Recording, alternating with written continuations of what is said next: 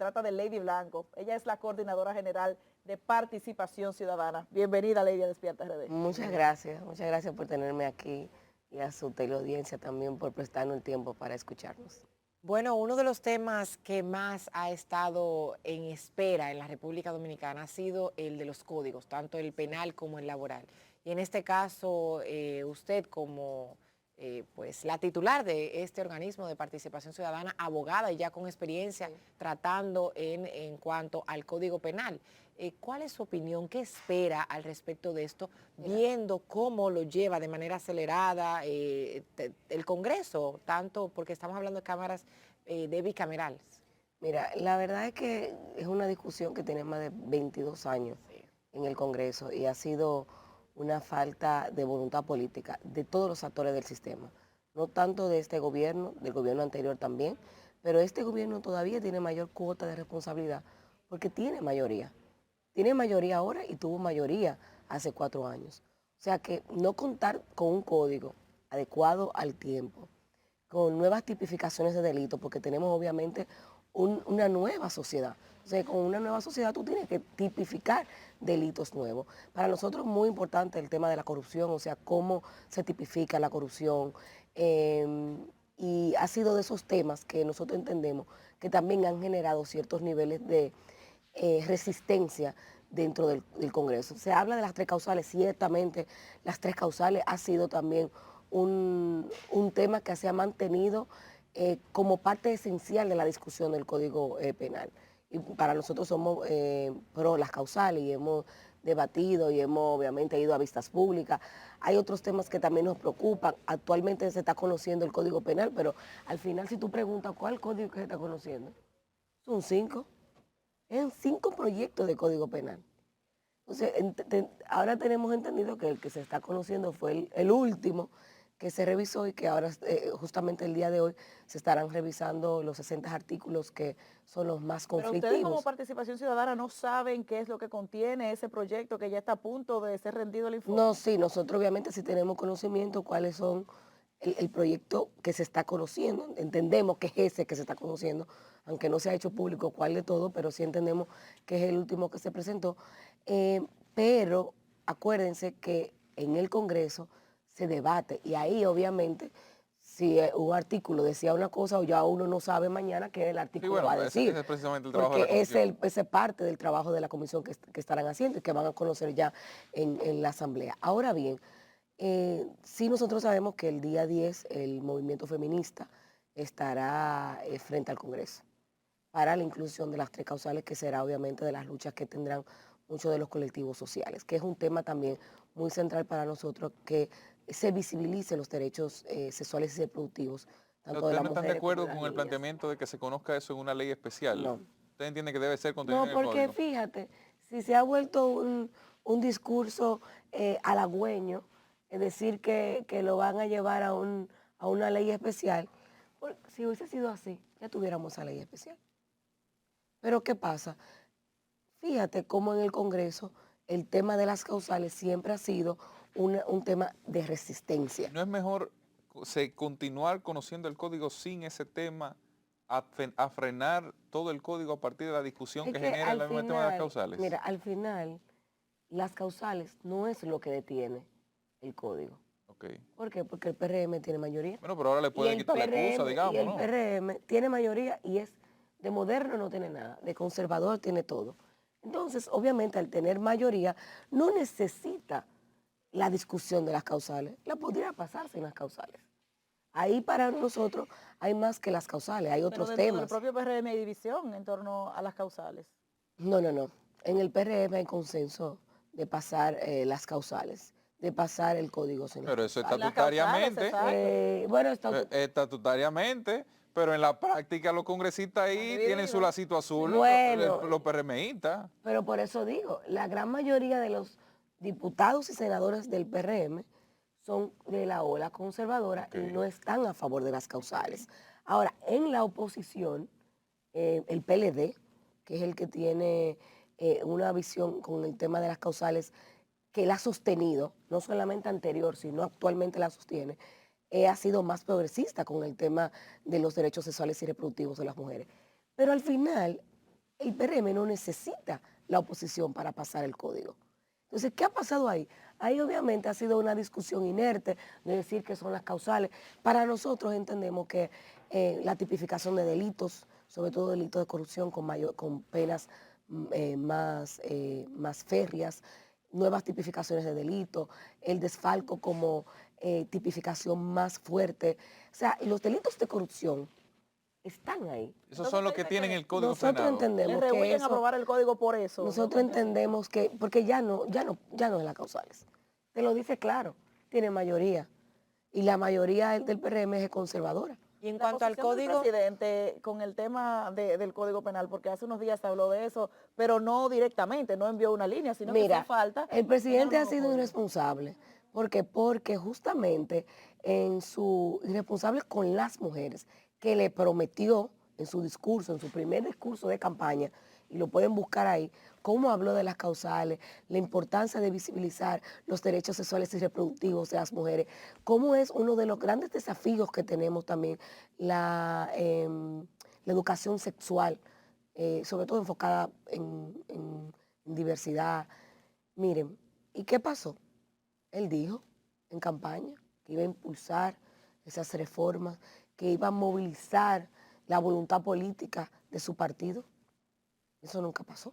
y en cuanto al código laboral, Eso porque en nunca el código pasó. laboral también hay un tema con las mujeres, ahí va a haber o debe de haber una modificación y adaptación al teletrabajo, a cómo va a desarrollarse el tema femenino, las vacaciones ahora, todo eso tiene una modificación. ¿Cuál es la postura de usted? Mira, Licencia de paternidad, no sé si la licencia de finalmente revisarán paternidad. ahí en el código. Sí, la verdad es que ahí yo creo que sí se ha hecho un trabajo quizás más consensuado, porque recuérdense que no solamente se ha llevado la discusión al Congreso, sino que se hicieron vistas públicas, pero también se hicieron unos trabajos de sensibilización con los actores del sistema que inciden en el tema del trabajo. Los gremios, con nosotros también, los gremios de trabajo. Yo creo que se ha hecho un trabajo de sensibilización que ha sido importante para nutrir la pieza. Hay desafíos, el teletrabajo es un desafío, pero yo creo que ahora va a estar regulado en el código con aportes importantes. Para nosotros todavía la licencia de paternidad queda muy limitada, porque lo que tenemos entendido es que se van a aprobar solamente 10 días. Entonces, si hablamos de una vida familiar de manera más integrada, obviamente, es un poquito complejo todavía ver al hombre solamente con 10 días en la casa. ¿Usted tiene observaciones ahí también sobre el tema de la cesantía, que ha sido, digamos, el hándicap? Mira, la cesantía es un derecho adquirido del pueblo dominicano a través de luchas importantísimas y nosotros entendemos que debe mantenerse como esas de las garantías del trabajador. Sin embargo, para nosotros hay otros temas. Ellos dicen, bueno, la cesantía, claro, es una retranca para el sistema laboral, para las empresas. Pero habían escuchado ustedes las propuestas del sector empresarial, porque habían dicho ellos, incluso César Dargan en este espacio, Sí. había mencionado que la intención no es eliminarla, sino que ellos tienen otras propuesas de Otro Y modelo bueno, de financiamiento, un modelo de digamos. financiamiento, pero un cofinanciamiento desde el Estado. Entonces, la realidad es que hasta el momento uno de los derechos más garantizados del sector laboral, de los empleados, es la cesantía y debe permanecer. Ahora, ¿qué sí debe mirarse? El anticipo, que es uno de los retrancas para el empresariado dominicano. Tú anticipar lo que tú vas a proyectar o lo que tú vas a ganar, sobre todo en un tejido productivo, que la gran mayoría son MIPYMES, el 95% del tejido productivo de la República Dominicana son MIPYMES que tienen que pagar impuestos. Ahora pero que mucha también, gente le van a tener que devolver impuestos porque la economía tiene una retranca, que claro, muchas empresas han bajado sus ventas, han bajado sus ingresos. el nivel de informalidad también Sí. incide, pero el anticipo, lo digo porque mi esposo tiene una empresa y siempre lo escucho, obviamente yo estoy más en el sector social y esas son las discusiones que tenemos, porque tenemos visiones distintas, pero siempre lo escucho hablar de que el anticipo es uno de los grandes desafíos. Entonces, hablamos de un código laboral, claro, hay que garantizar ya los derechos adquiridos del trabajador, pero también recordar que el Estado no produce riqueza. que el Estado no genera empleos. Ministra. El Estado administra y obviamente genera la política pública para que el sistema privado, el sector privado, pueda generar esas riquezas y crear nuevos empleos. Pero hay tú muchos tienes empleos que... nuevos en el sector público, se ha Sí, incrementado sustancialmente la pero eso es clientelismo. Eso obviamente, aparte de que es clientelismo, es un desafío que tenemos en la administración pública. Pero el actor clave de desarrollo del Estado es el sector empresarial. Y desde el Estado se debe crear las políticas públicas que generen ese bienestar y que generen las facilidades para que el sector privado pueda ir creciendo. Entonces, obviamente, una de las economías que más crece, pero ese crecimiento exponencial tú no lo ves derramado en la sociedad dominicana porque tú sales a preguntar y de los grandes desafíos que tenemos es la calidad de vida del pueblo dominicano. Lady, ¿cómo ven ustedes esto que se ha denominado una campaña anticipada de muchos actores de la vida nacional, pero fundamentalmente se cuestiona al gobierno y al PRM por ser, digamos, los que están al frente de la administración del Estado en muchas posiciones? ¿Cómo se observa eso de participación ciudadana? ¿Se ha producido alguna nota, algún aviso sobre ese Mira, tema? justamente Y la labor de la Junta. qué bueno que tú me traes esta colación porque nosotros pusimos a circular este estudio sobre las leyes electorales. Y es un estudio que surge a partir de la observación electoral que hicimos desde el año pasado y que ya se consolida a través de este estudio los grandes desafíos que tenemos. Y es obviamente la continua violación a las leyes electorales. Y que a pesar de que tenemos leyes electorales todavía muy deficientes, fíjense que nosotros tenemos en 21 años 2 reformas por año del sistema electoral. ¿Y a qué se debe a eso? Una visión cortoplacista del sistema electoral y del sistema de partido, una poca conexión con la realidad de lo que la sociedad dominicana aspira de los partidos políticos, pero también poco consenso. Y fíjense, yo estuve sentada en el CES hace 3 años discutiendo la ley electoral. La Junta Central Electoral presentó una reforma sustancial. Pero a fin de cuentas, ¿de qué sirvió ¿Y qué si no se está pasó? aplicando Por esa eso, ley? no solamente que no se está aplicando, sino que se presentaron avances importantes para que el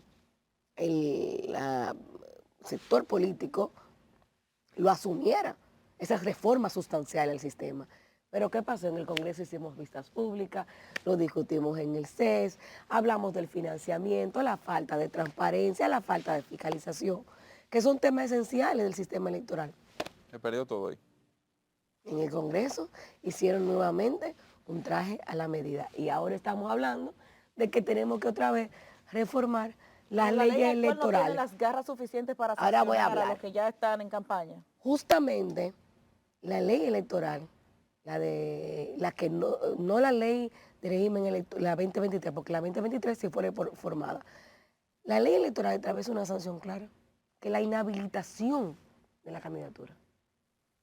Oigan bien, inhabilitación de la candidatura. Ahora, tendrá la Junta la voluntad, la férrea voluntad de aplicarla.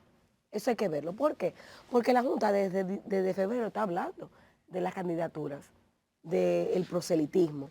Y nosotros justamente en abril, que comenzamos a ver estos movimientos de muchos funcionarios públicos, que primero violentando los criterios de la ley electoral y de los plazos que establece la ley, pero al margen de eso están en función pública, que aún peor.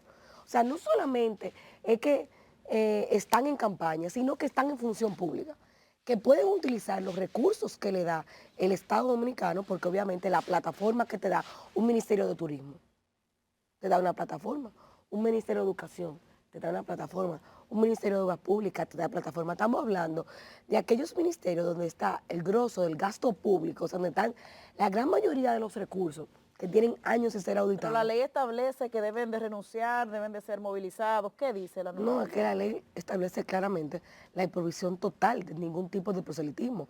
El único proselitismo que se permite es después de la proclama que hace la Junta Central Electoral, que da apertura al proceso electoral como tal. Y eso todavía falta, señores, más de 2 años y medio para eso. O sea, estamos hablando que claramente hay una provisión total. No es que hay una provisión de aspirar. Usted puede aspirar, usted tiene el derecho legítimo de aspirar. Yo sí soy su compañero, pero usted no puede salir, como ya hemos visto. Hemos visto a los candidatos decir y hacer actos Pero el públicos. presidente del PRM, José Ignacio Paliza, dijo que no hay campaña como tal, que ellos están haciendo ciertas actividades, pero Si campaña usted, abierta no mire, hay. si usted moviliza a un funcionario público para un evento público, con fondo público, porque lo están haciendo así, para levantar la mano y decir yo voy a aspirar a candidato, usted está utilizando los recursos públicos, usted está haciendo campaña de tiempo. Aquí lo que yo, y obviamente una de las críticas que nosotros decimos es que hay grandes desafíos, importantísimos. La calidad del gasto es un desafío. Los servicios públicos en detrimento es un gran desafío. Yo creo que una forma de hacer campaña adecuada desde su función pública, hacerlo de manera correcta, apoyar al gobierno, apoyar a su presidente, hacerlo bien. Y en la medida que usted lo hace bien, pues la ciudadanía va a reconocer su Le trabajo. pega algo, se le pega Claro, algo. A propósito la de ciudadanía eso, reconoce su trabajo y sale a votar. Pero, sinceramente, ¿qué hace una alcaldesa un sábado, un domingo en Jarabacoa? Te da claramente en que estamos en campaña. Y justamente, por participación,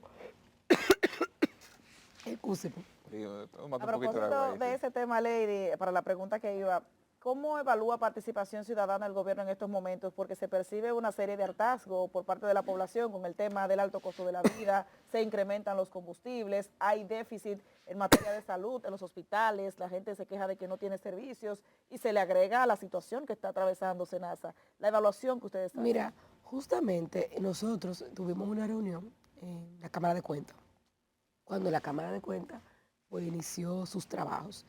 Y una de las peticiones que hacíamos era que había ministerios que tenían años sin ser auditados, como por ejemplo el Ministerio de Salud, el Ministerio de Educación, tienen más de 15 años sin una debida auditoría.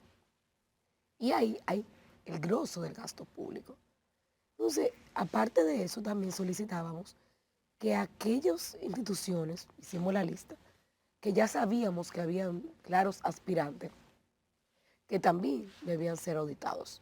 Porque en la medida en que uno ve cómo se utiliza la publicidad gubernamental, cómo se utiliza la publicidad, obviamente, de manera individual de cada institución pública, pues tú te das cuenta hacia dónde se dirigen los intereses del incumbente. Y ciertamente hay grandes desafíos. Fíjate que en los primeros 2 años de un gobierno hay un nivel de, y yo creo que ha llegado como a ser algo como hasta natural del pueblo dominicano, ver qué pasa en esos primeros 2 años, 3 años de esos gobiernos, para ir adecuándonos, ver viendo las políticas públicas. Y fíjate que siempre hay como un nivel de pasividad de la sociedad frente a ese gobierno entrando. Pero ya este gobierno tiene 6 años. Y aquí no solamente hay un deterioro grave de los sistemas básicos de salud, ciertamente hay mayor nivel de cobertura. En el caso del SENASA, los afiliados son 7.5 millones de afiliados, o sea que la gran mayoría del pueblo dominicano está afiliado al SENASA. Y es un gran desafío, porque tú tienes el SENASA contributivo y tienes subsidiario. Y ciertamente el SENASA subsidiario, lo que vemos es que no tiene, todo lo contrario, tiene bonanzas en el contributivo, pero el subsidiario tiene grandes desafíos, porque es donde hay la gran mayoría de los afiliados, y es uno de los grandes desafíos. Y otro de los desafíos que tenemos es también quizás la falta de transparencia en la información pública, porque un ejemplo, la CISARIL, si tú entras a CISARIL, la última información pública de la situación del SENASA contributivo y del subsidiario fue de enero. Estamos hablando de que tenemos más de 6 meses de información que desconocemos de lo que ha pasado con el SENASA. Usted, sí. Entonces, hay esos grandes desafíos, pero Aparte de eso, yo creo que, y una de las cosas que hemos visto de participación ciudadana es el tema económico. O sea, ciertamente es la economía que más crece y vemos las estadísticas y cómo el Latinobarómetro nos posiciona como de esas economías emergentes de la región. Sin embargo, esa prosperidad no se ve en las casas del pueblo dominicano. El alto costo de la vida sigue siendo de las grandes preocupaciones. Fíjense que en la lista de preocupaciones del 2020 era la corrupción, que movilizó a la gente para que obviamente saliera a votar también. Pero ya la corrupción no forma parte de los 3, 4 puntos más importantes. ¿Pero porque es menos corrupto este gobierno o porque hay No. problemas mayores? Yo creo que primero la economía, el tema económico es central. Ha habido avances en materia de corrupción, de prevención de la corrupción. No quiere decir que no haya corrupción, la corrupción persiste. Y el tema de la persecución de la corrupción en esta nueva administración, para los gestores de esta nueva administración también es de los grandes Un desafíos minuto que tenemos. nos queda, solamente saber, a partir de este abril del año 2025, usted inició una gestión, 2025-2026, ¿cuál va a ser su enfoque? Mira, a nivel interno tenemos grandes desafíos, la sostenibilidad económica de participación ciudadana. Como todo el mundo sabe, nosotros concursamos a los proyectos de cooperación, no solamente con la USAID, que ya cierra, sino también con Fondo Canadá, con todos los organismos internacionales. Entonces, eso es un gran desafío, porque la cooperación ya mira diferente. No a República Dominicana solamente, sino como somos uno de los países que más crece, tenemos niveles de estabilidad democrática en comparación con la región, pues mucho de la cooperación se va a otros países como El Salvador, Honduras, Nicaragua.